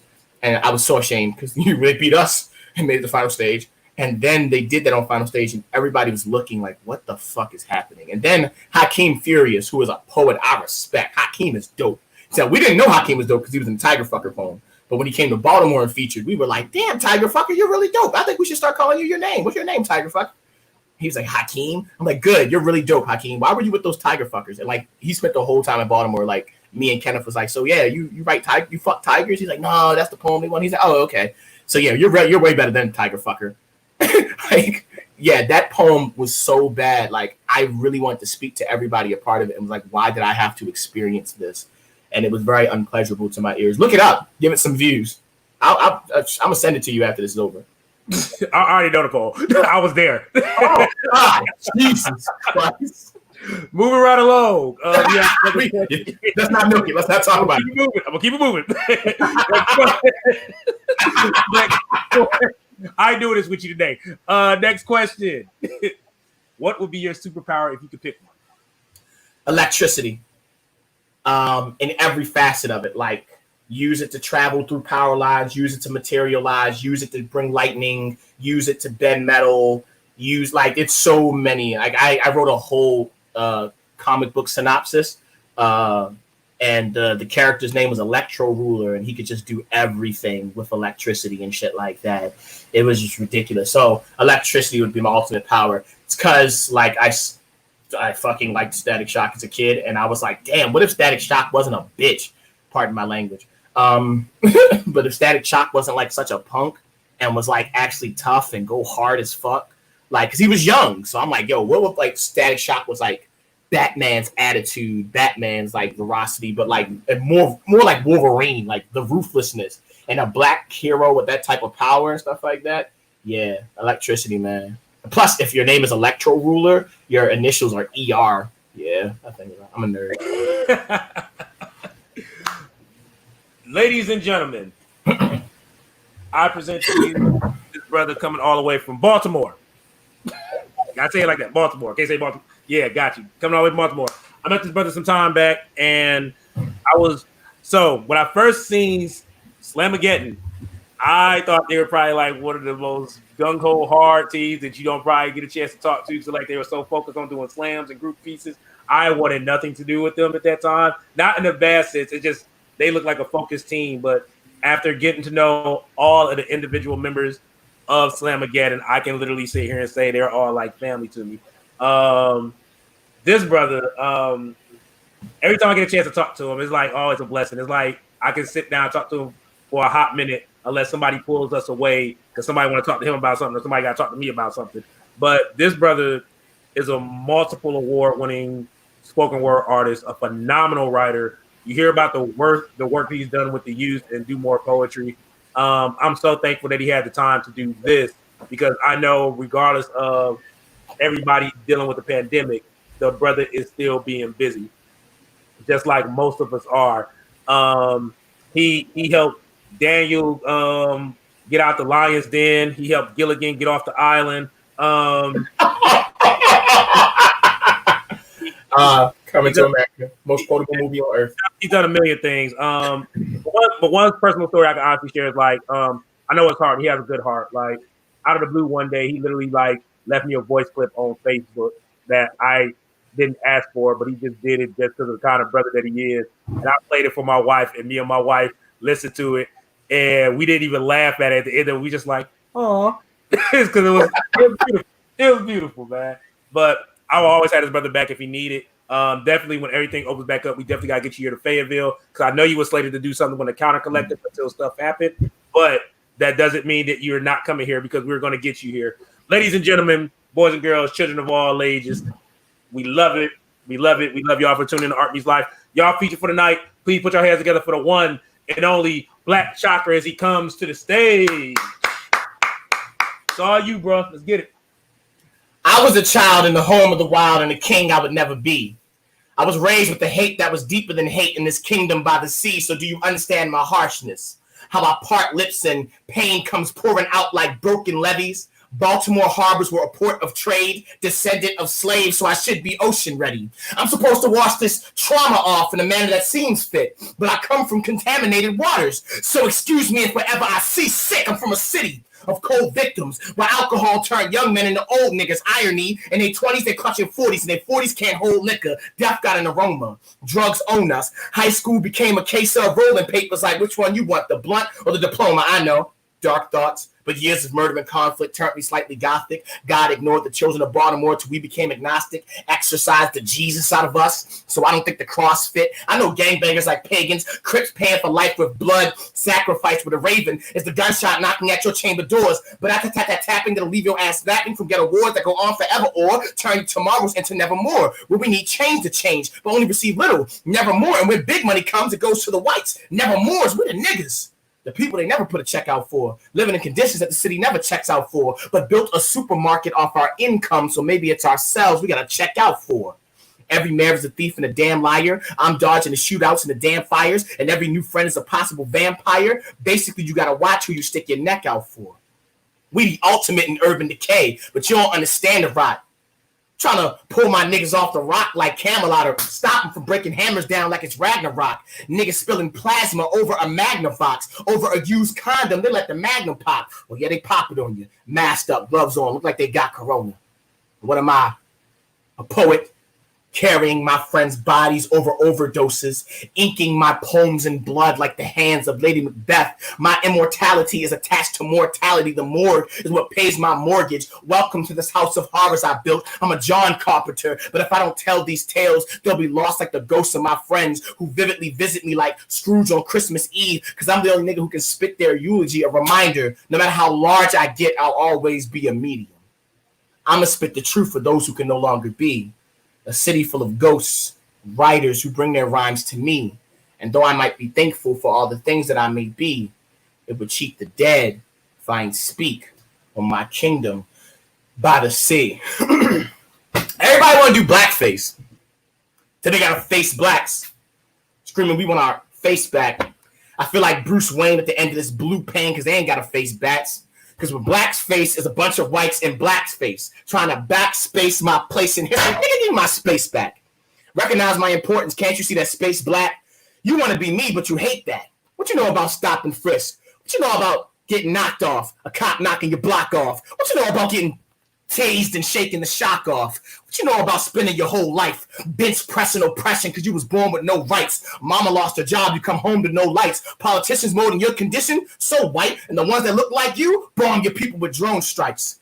What you know about seeing your Childhood friend meet their end. Went from reading Chambers of Secrets to Chambers of Reaping. From watching Kablam on Nickelodeon to watching that thing go Kablam from the nickels loaded in. From 2Ks to 2Ks. So when you're black, you learn to be bulletproof or end up in the Luke cage. You see, you give to church. We live in church. You're taught your history. We're taught your victory. You're raised for Yale. I'm raised for jail. You rocking chains. I'm rocking chains. Our struggles are not the same. You see, your country is proactive. Why you think they always aiming at the black heads? Pistol, pimple, popping, pro-black kids, no money. We just walk around with body bags in our pocket. Why you want to be a people who ain't ever been to war but got PTSD from the slave ships, got the flashbacks of lashbacks? You can have that question. How come they never dress up as our scars? Do you know what it's like to go trick-or-treating as yourself and still be seen as the monster? You want to be Spades, but I will not renege you my skin. Play the hand you were dealt to get dealt these hands. I will not Ray Lewis Opportunist my black card. See how when his knees folded, his team played 52 pickup. When I declare war on this Caucasian invasion, I bring gasoline to occasion. Set you Bojangles on fire, watch you tap dance in the flame. So next Halloween, you can be ashes. Welcome to the black experience. While I wear my death like a costume that I can't take off. But the skeletons in my closet or my wardrobe here. You can rock these bones. Like you'll notice they're all white. So, when I was a kid, I had an interesting start in life. I couldn't walk right, and I had to wear these braces on my leg. And then one day, me and my homegirl Jenny, we were walking through a field. Me and my homegirl Jenny were walking through this field, and these dudes started throwing rocks at me. And a rock hit me in my head, and I said, fuck, what was that? I said, what do I do, Jenny? And Jenny was like, run. So I ran with the braces on my legs, and it was hard to run. And then I just kept running, and then the braces just flew off. And yeah. True story. I couldn't make that up.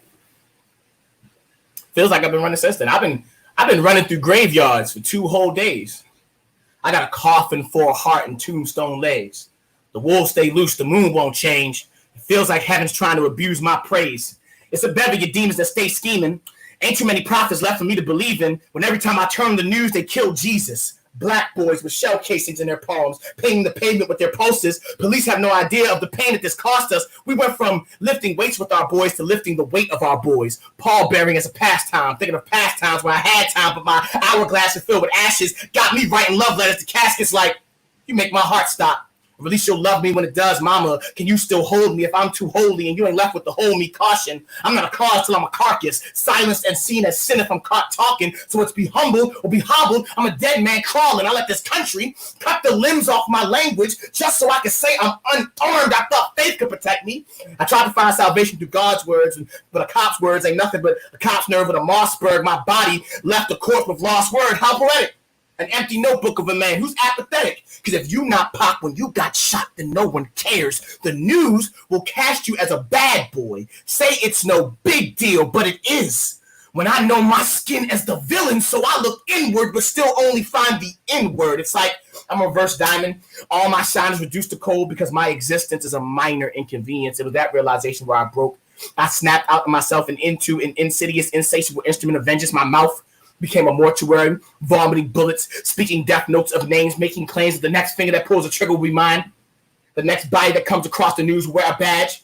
And the pictures they use will paint him as a thug or a waste of life, letting everybody know I had a reason to waste his life. Oh, I look like a criminal? Well, shit, let's make it literal. The hate has circulated in my blood, and through fear it runs. They've been excavating my scars. Well, it's a monster in my sore, so here it comes. Fuck that MLK preaching and peace teaching in this world of carnivores can't be vegan. So if it's beef, welcome to the grill. How it feel to have a gun up in your grill, 9mm spatula smacking you, leave you leak like a broken catheter. What's it like being black for you? When your life's a tightrope down a gun barrel, and you are walking so carefully you don't know how you'll run because your legs are so afraid. But my spirit has been sprinting since I was an infant. So in this instance, I've been running through graveyards for 2 whole days. I got coffin for a heart and tombstone legs. The wolves stay loose, the moon won't change. It feels like heaven's trying to abuse my praise. I've been running through graveyards. What types of games is being played? How it's going down? It's on till it's gone, and I got to know now.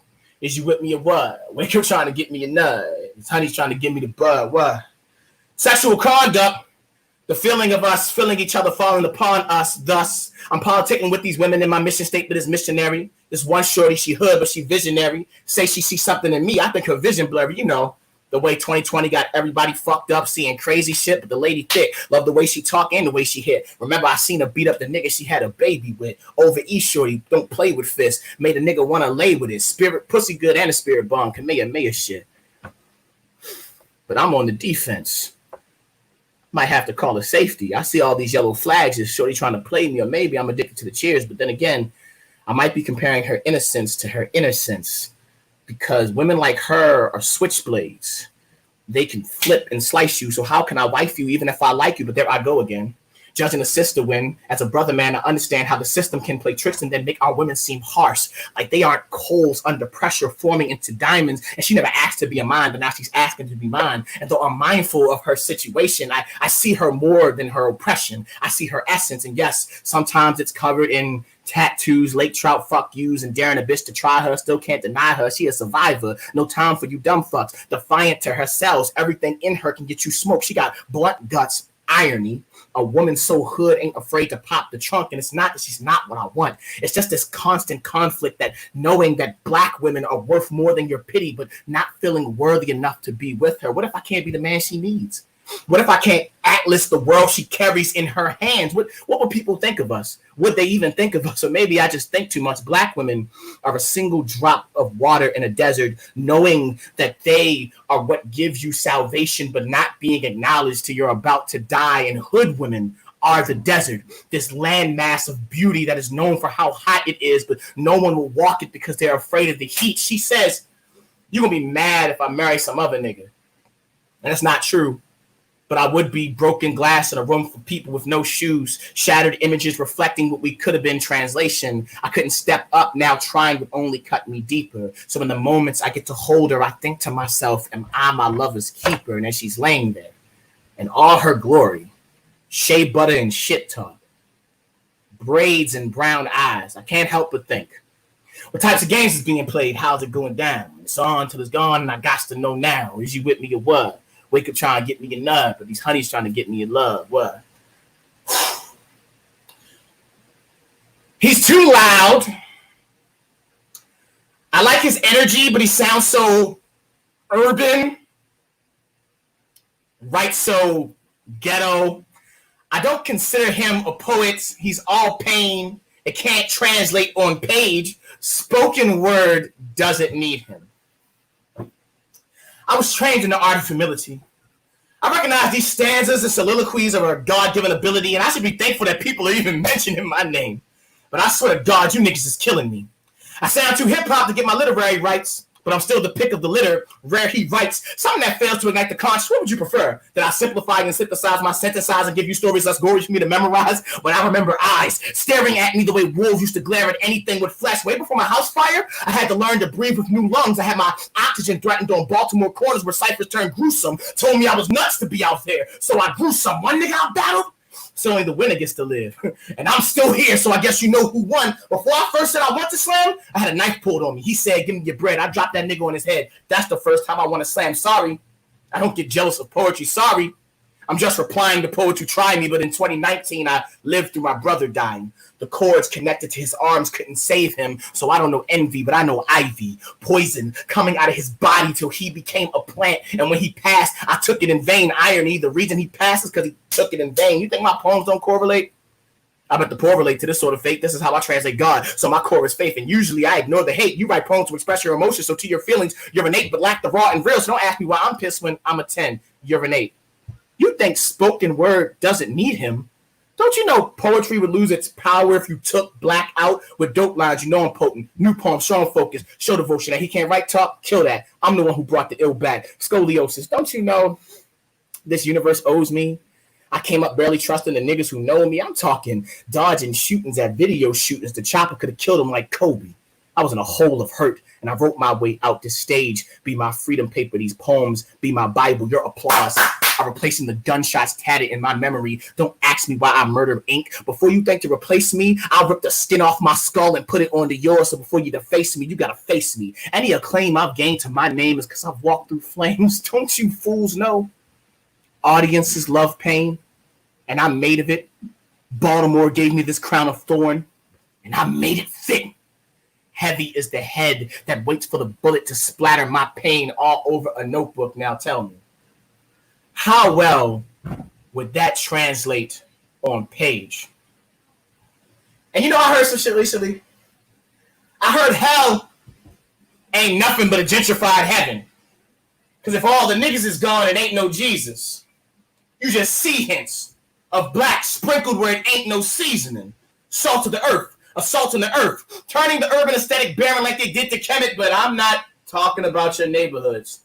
I'm talking about your open mics. Black poet wanted Benjamin, so he started watching Button. Now his style is aging backwards. Look how they made infants out of the infinite. Slanted your infinity straight. I kept it hood by the numbers. That's why niggas keep getting 8. These poets got Starbucks in their stanzas.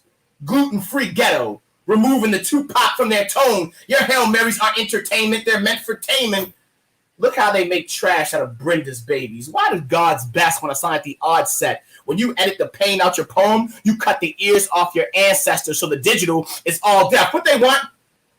For me to metaphor my trauma? Well, the gun was a tree. It barked and filled my niggas with lead. Now they're laying in pine. For me to remove the perdition from my brain, you're out of your damn mind. I'll write about now till they'll give me a slam fine. Then I'll rip up the ticket. I'm up here giving lesson plans on revolution, new quizzes. That's why all of my damn poems, black all around, Scantron. You want to give a protest? You pick it. And while I'm up here spitting bars because they built new prisons. Did you get it? I speak for the boys in the hood who trying to make it to Friday. They become menace to society because they ain't got soul food and they need a meal that's fresh.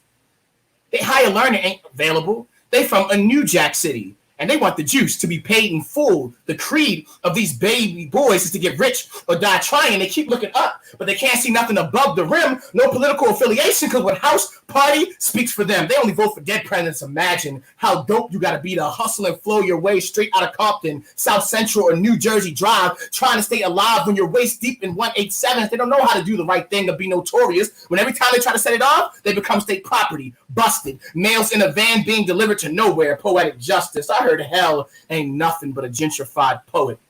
Because if all the niggas is gone, it ain't no salvation in what we saying. But I'm going to say it. I don't care what it costs me. I don't care what the cost be. In a world where black men who were idols become monsters, you got to know what your cause be. So I will speak like Martin. I will build a mansion for my will to live in, and it's Fresh Prince on my gun. So you can keep your renovated cosmopolitan poems.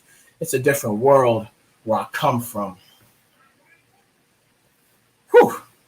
Lord, Lord, Lord, Lord. We are somewhere else, aren't we? All right. Tonight, I'm going to do 2 more for y'all, and I'm going to get out y'all faces. Thank y'all so much. You've been a lovely audience. I cannot see you, but I can hear you typing. You, right there. I see you with the hand over your mouth gasping after the poem. You're dope. The poem you heard, my spoken word version of How's It Going Down, I am doing a show. I might push the date to like a little further in July, but it's called The Unauthorized Biography of Earl Simmons. I have turned 10 DMX songs into spoken word pieces, and I will be performing them as such, and I will be live streaming it on Zoom, Facebook, and Instagram. I will only spit you 1 more poem from that show, and if you want more, you will have to tune into that show. And please, if you tune in on Instagram, tag DMX. Once the flyer is up, tag DMX, all that. Hopefully he'll see it. What must I go through to show you shit is real? And I ain't really never give a fuck how niggas feel, so get at me. I done massive skill. I'm a fucking guru with this mass appeal. You go to a slam like, I really hope I win. I go to a slam like, what's higher than a 10? It's cliche to say that I'm fired from the pen, but in my book, I'm embedded. I edit till I fuck up my corrections like I'm fired from the pen, but I'm more like a bullet that's been fired from the pen. But that's what y'all do. Your wordplay, middle school stage. My wordplay, Broadway, New York, strip, steak, raw, Monday nights, wrestle with my uncle to put the smack down, crack shit, no, crack ship, troubled waters, ocean blues, muddy waters, howling wolves on every corner, where a lie can lead to a silver bullet. So I skin the monster, werewolf, touch of minks on the streets. It's bye, bye, bye if my boys don't ban. We're in sync, rolling deep. We're Adele, computer click, knobs buffering, reload the clip, shooter shit, get around the block, Rubik's Cube, colors don't belong in certain spots. Your number's up when 12 is on the clock, except you're what they're punching out. If they grade us, I'm an A+, you're a high C. Don't ask me what this punch is about. I got the juice. Not Shakur, well, not Pac. I'm a Sada, I'm a shotta, dread me, I am drama, TNT, I don't blow up, always there. I fell down Lauryn Hill if I don't show up at slams. I split groups in half just so y'all can grow up. And when I go to open mics, I dissect an open mic, spew flame, broken mic, leave you with a smoking mic. Nigga, if you're dead nice, I'm a fucking poltergeist. Poetry is what you profit with. It's what I profit with. You got a nice flow. I'm ice cold. We are polar opposites. Like I said, a master is here. Video views viral. I got the type of aura that an act must sphere. You talking best poet nominations. This is world domination. I bring this atmosphere. Thanks to these bars, everybody knows my name. You don't have to cheer. We're not friends. Ain't nobody mad about you. You just a growing pain. That's why poets get mashed and burnt like Notre Dame. Dash from my acapellas or get split in half like Rockefeller. I'm UFO meets UFC. And I'm ill. CDC. Now I'm dragging. DBZ. We're not in the same class. GED. I carry spoken word on my back to my disc crack. DVD. I know my homeboy's in heaven because when drugs took his life, I watched a GOD. So spare me with the who's the best talk. I'm tired of you rolling with that trust fall. Ain't nobody holding me back. Get at me. Whew. Last piece. Thank you so much. If this is my last poem I'm about to do. You are all amazing. I love you so much. This is, when I was a teenager, and me and a group of my friends stumbled onto this cave, and this large white head told me that I was destined to be a Power Ranger. I never assumed that this would be my life. Real shit, you feel me? I can't make that shit up. Or when that bald black man offered me those pills and told me one of them was going to show me the truth. And that's actually not a Matrix pun. That's just a Muslim nigga who sold drugs on West Baltimore. But that being said, thank y'all so much. You can follow me at Black Chakra 88 on Instagram and Twitter. And if you like what you're hearing, rub a little love in the nigga Cash App. And thank you so much. You are also dope. Remember, when the flyer goes up for the DMX show, I've written 10 DMX pieces. And if you like the 2 you've heard so far, just know it gets doper. My mama is a black woman with shotguns for arms. My father is a black man with field nigga legs ready to escape a plantation. My brother is a black man with a torso comprised of torn souls. My grandmother is a black woman, a head untouched by racism and a man's fist. Crazy what black woman can do when she knows she God. My godmother has passed. So she is just a body, but with somebody to me, so her I embody. Black is not singular. We are all connected through legacies of calamity. Live on blocks where every other house is an amity. We all just ghosts with flesh. My homeboy Al was a Casper before the casket. When the cops gunned down a black boy, we all feel it. And the trajectory of the bullet is a reenactment of middle passage. But we are not symphonies of suffering. We are orchestras of omnipotence. We barbershop juggernauts. We treat graduations like football games. Like, that's my cousin in the cap and gown and not the shroud of death. Don't tell me how black people live in pity. When we sing spirituals and surround sound, when we find blessings in everything and we have to, death got hands that rob us like back alleys in the ghetto. But yay, do I walk through that alley of death? Once I made it to this age of life, I started bucking at mortality. I started battle rapping revolvers. These triggers can't hold me back. These triggers can't hold me back. I stopped reading the Facebook and YouTube comments that said he deserved to die. I won't let that rock me anymore. I've become bolder. I won't let your words tell me what I'm amounting to. This be the soundtrack to salvation. This be what it sounds like if I had 24 hours to live. And if I did, I'd spend 10 of them rhyming, load a clip with rounds made from blood diamonds, and shoot banks till they leak money back into the pockets of the poor. Trickle down economics. Because I live, I pour pain from the pockets of my mind to put healing in my people's memory banks. I am black and unafraid to love myself. Translation, I am very fucking dangerous because I hold hope higher than I hold hurt. I got too much in common with Tutankhamun. Yes, I am kin to king and to convict and to Kanye West, but with one hand sticking out of the sunken place. So, to the man who asked me, why are you so proud to be black? My response, my mama is a black woman with shotguns for arms. So what else could she raise but a buckshot? loud, explosive, unrestrained, and free. Thank you so much. My name is Jacob Mayberry, but many call me Black Chakra. I am the 2016 National Poetry Slam champion, 2017 Baltimore Grand Slam champion, 2017 Southern Fried New Pick champion, 2017 Southern Fried Slam champion, 2018 Baltimore World War champion, 2018 Southern Fried Slam champion, 2018 Texas Grand Slam champion, 2019 Slam Mania champion, 2019 Black Warrior Slam champion, 2019 Southern Fried Slam champion, 2019 Rust Belt Slam champion. I win a lot of shit, and God is a black woman. Snyder cut, motherfucker. Woo! Woo! Really? I threw that last one in there for you. I appreciate it. You know what's crazy? And this is like so off the cuff right now. I was talking to my wife yesterday. I didn't realize you. So you seen Dr. Sleep? So have. Look, there's a whole other conversation. Like, I didn't realize that HBO Max, and I don't know if they're just doing this to certain movies, they're showing the director's cut of that right now on HBO Max. And I didn't realize it until I saw a certain scene come up because I got the DVD in my house and I was like, you know, that's beyond the point. Everybody, one more time for your feature. Give it up for Black Chakra, y'all. Give it up for him. Real quick, Black Chakra, before we get ready to close the show, where else can they find you at again?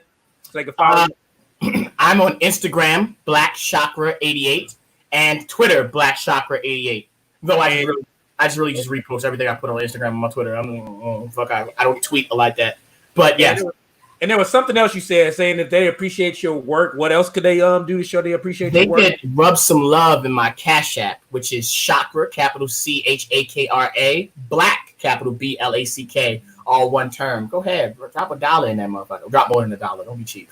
Yeah. I know y'all niggas got y'all reliefs. Also, ladies, I just want to tell you my hero, bro. Like, I tell you, but I don't know if I ever told you why you my hero. Because you black, you positive, you powerful, you love black women, and you nerdy as fuck. They treat you like you're a unicorn. It's like, no, you can be black, nerdy as fuck, love sisters, love your people, love yourself, and you like in the military. You just a go hard. You're like my favorite type of black person. You're tough, you're nerdy, and you love black people. That's your fucking hero, bro. And you talk to Tony Todd. If you were in front of him, I would have told you, like, wipe his sweat on a napkin and mail it to me. Like, yo. Man, you think that's something? You gotta wait till the announcement. I'm gonna make it September. Real quick, guys. Like I do if we're doing a physical show, you're online.